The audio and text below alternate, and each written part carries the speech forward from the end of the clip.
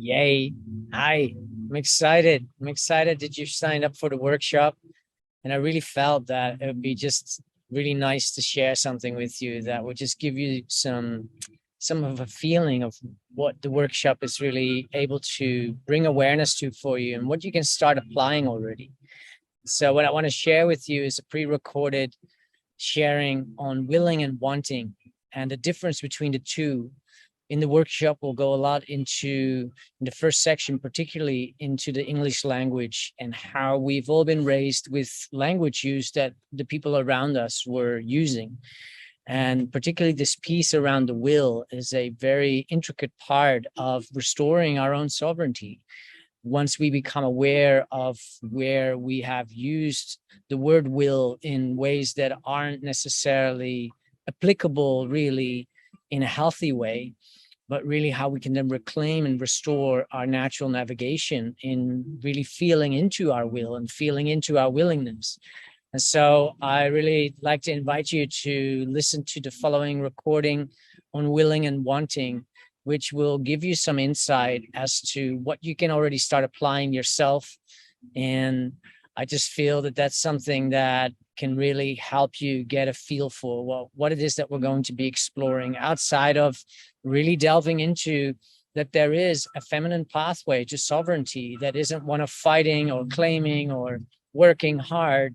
It's about showing up for our feelings and really cultivating from within with a deeper understanding of what we haven't been raised with, how to navigate the internal landscape, our own personal terrain. And yes, a lot of it does start with having a lens to look at reality through that is not based on the one that we were programmed with. And so I'm excited to hear from you if you feel to share anything. And I look forward to seeing you in the workshop. But for sure, do let me know how this lands for you. Write me a quick email. I really like to be in touch with those that are joining the workshop. So make use of that. Ciao, ciao.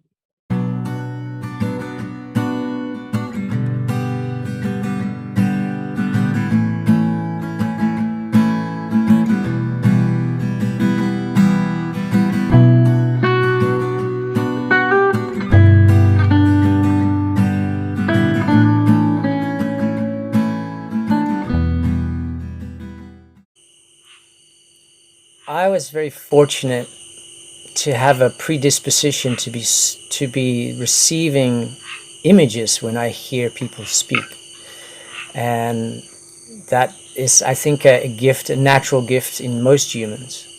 And in the Germanic language of the Netherlands Dutch, that has the Germanic root, there is something that's called Old Dutch, and I always found a really beautiful attraction to the poetic ways that there was more depth and more feeling and more meaning to be able to be articulated when that more old form of Dutch language use, when I was engaging in that.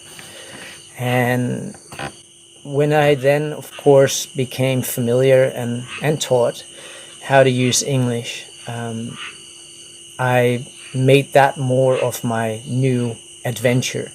I left the Netherlands, I traveled around the world, and when I started questioning again all of what we're speaking around, I found myself in a fortunate position that I could compare fundamental differences between the English language and these Germanic root languages.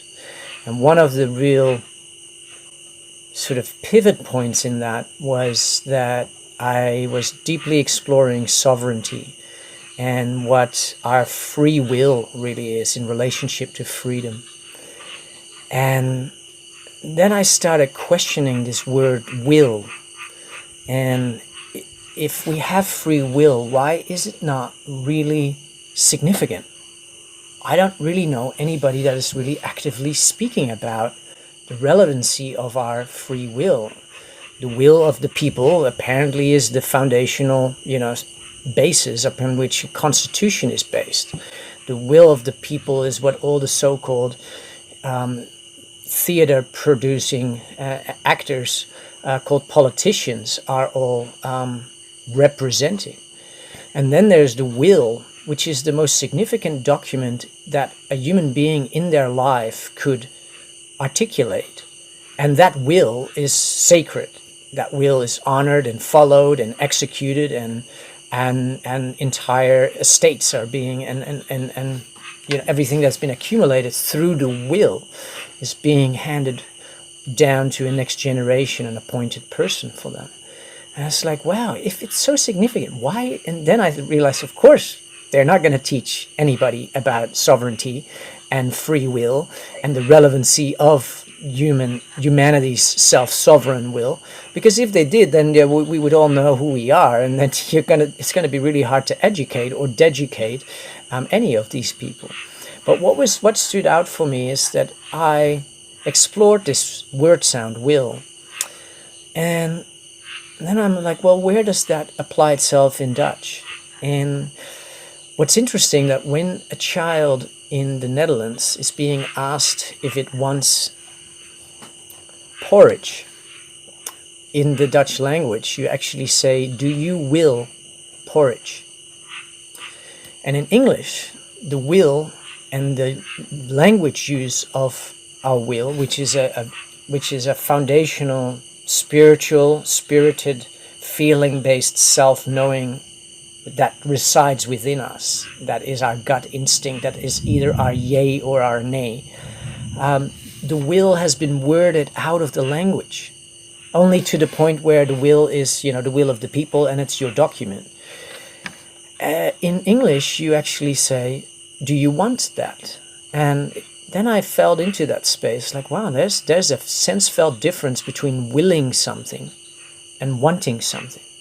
Because when I feel into it, when I will something into my experience.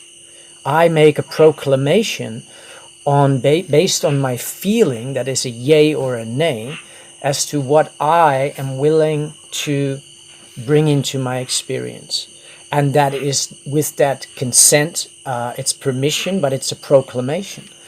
In English, that is, do you want it?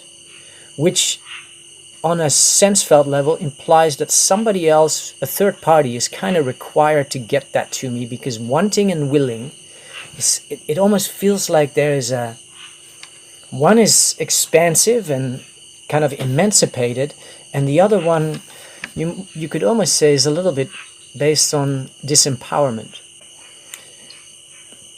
Now, we are here with our English language, and I've discovered a tremendous amount of flaws in my own ability originally, how to really express myself.